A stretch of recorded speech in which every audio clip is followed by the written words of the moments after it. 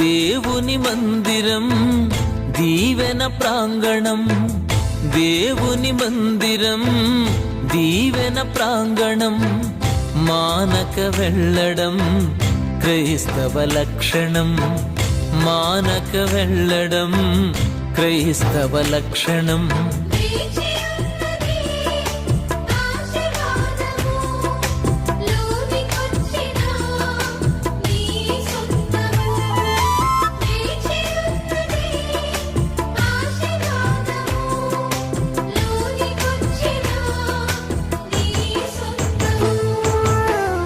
దేవుని మందిరం దీవెన ప్రాంగణం, దేవుని మందిరం